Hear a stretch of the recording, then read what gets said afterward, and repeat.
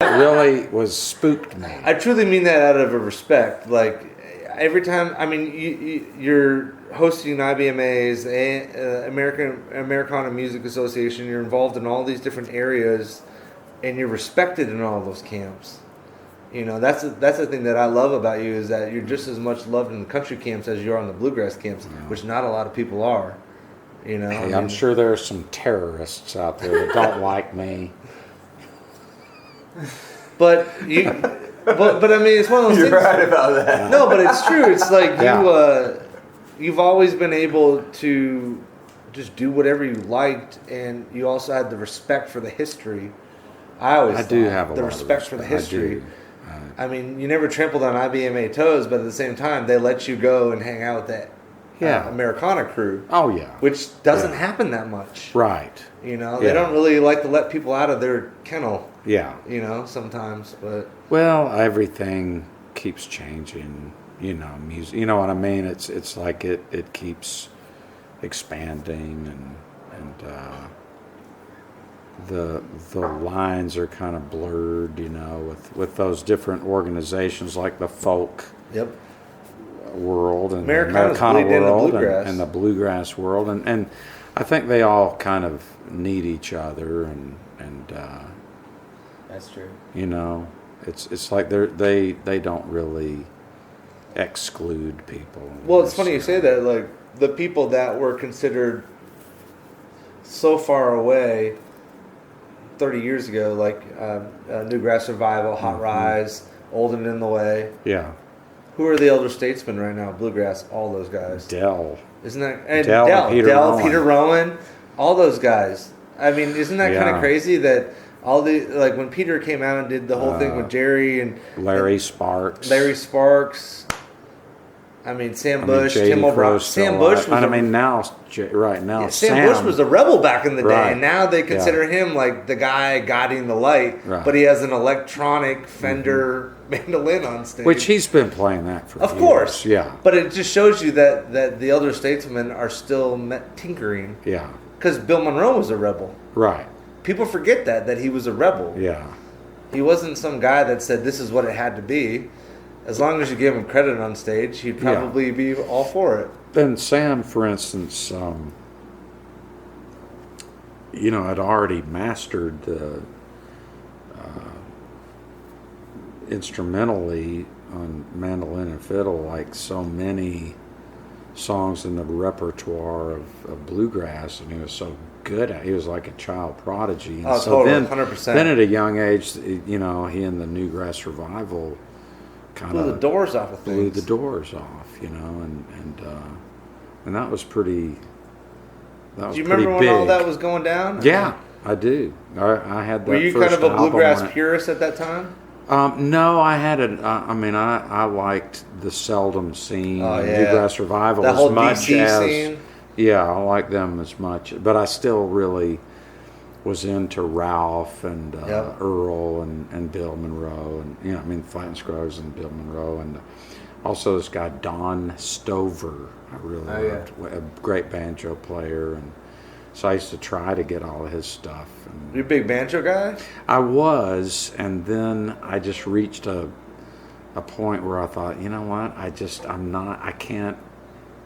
still can't get these songs and this tone, and I started writing more, and I was playing a little bit of dobro, and it's kind of the same with that. Yeah, and I just thought, well, darn it, I'm never going to be Mike Aldridge or Jerry Douglas. You know, those were the two, and Josh Graves. It was like, but I loved when I was a senior in high school that spring, the J.D. Crowe and the New South record came out, and that was a good blend right there, the new and the old, you know. Oh gosh, yeah. I mean, I think Ricky was in that band, right? Yeah, Rick, Jerry and Tony.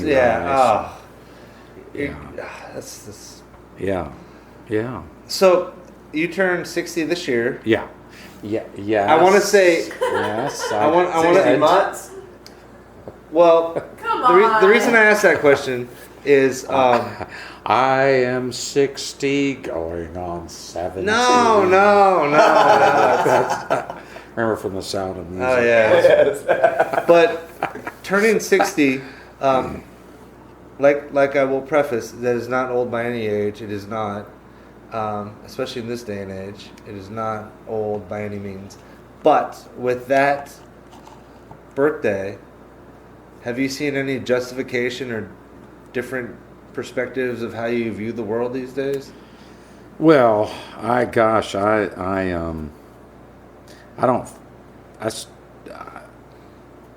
What do you see now? Well, I mean, I feel like the world is in such terrible shape, and there's really no easy. It's just the way it is, and everybody just fucking crazy. It's really crazy, and so there's not going to be a magic bullet, or something that's going to make it like it was or whatever. But do you see the rhythm of like politics, like the same shit we went through with Nixon and Reagan? And no, it's more complex, I think now, and I think that everybody needs to be informed and make up their own minds about things, but see all the different sides and things like that, and just try to not let it overwhelm you, all the craziness, because it can.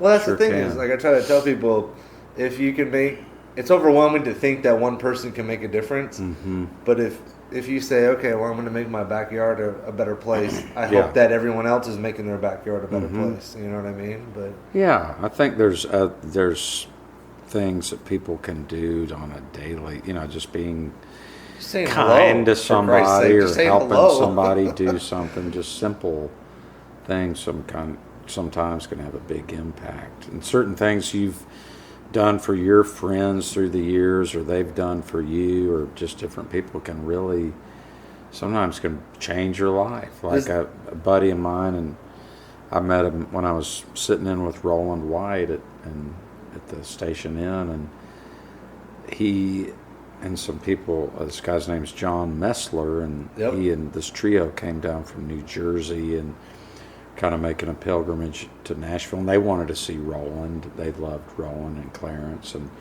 so they were doing these Graham Parsons songs. And back then, it was kind of like when you'd meet somebody that liked Graham Parsons, you had this bond kind of between you. That was a secret society. You understood kind of each other in a way, like if you kind of could feel where that person was coming from. So I told John, I said, you know what, I'm moving to New York in a couple of weeks, and is there any place to play or whatever? And he said, I'll get you a solo gig at the country place in town called O'Lunny's Between the Bands that you can do every once in a while. So he got me that, and that just, made... When was that? That was in 79. Yeah, so that and then all of a sudden, all these country bars started opening in New York. Of course. So there was this thing. That's when Buddy Miller moved up in '80, and Sean Colvin, and.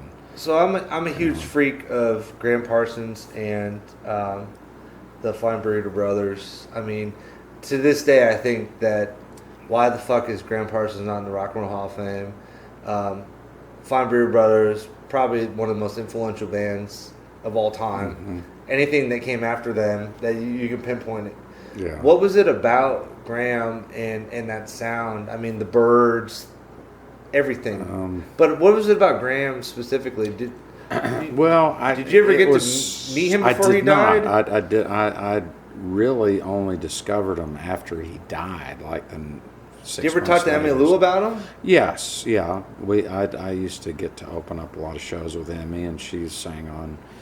That must have been kind of surreal. Records, but I kind of records, pardon? She sang on a lot of your records. Yeah, she sang on a few, but I always wanted to kind of keep a respectful. Of course, you know what I mean? 100%. Because I never really. Every once in a while, she would mention something about Graham, but I didn't want to. It's kind of like. Were you a big fan with Graham? Yeah, and Emmy, yeah, both, and it's like with Robert Hunter and Jerry Garcia. It's like I don't ask him But every once in a while, he'll say something. It blows me away how young he was when he died. I look back at it now, I was like, holy shit, he was only like 26, 27? Jerry? Oh, no, Graham. No, Graham. I know. I mean, like, you look back at it, like, he did that much? Holy shit. Well, he just had this... like Kurt Cobain kind of thing. Where intensity about him. And kind of... this abandon that he captured. It was like a reckless abandon. Yeah, but they, that was able to be captured on record, and I listen to it now, and it was no one different. sounds like him. To this day, no one sounds like him. It was different, Well, listen, I'd better... Well, my final question. Yes. One last one. One last one. One last question. What has a life playing music and traveling and meeting people taught you about what it means to be a human being?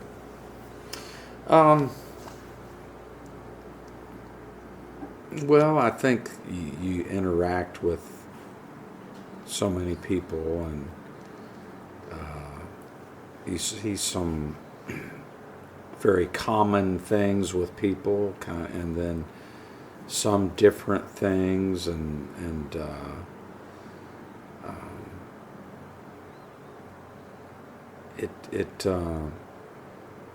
I mean, really, it's all about that interaction with people a lot. You know what I mean? Connection. The connection, and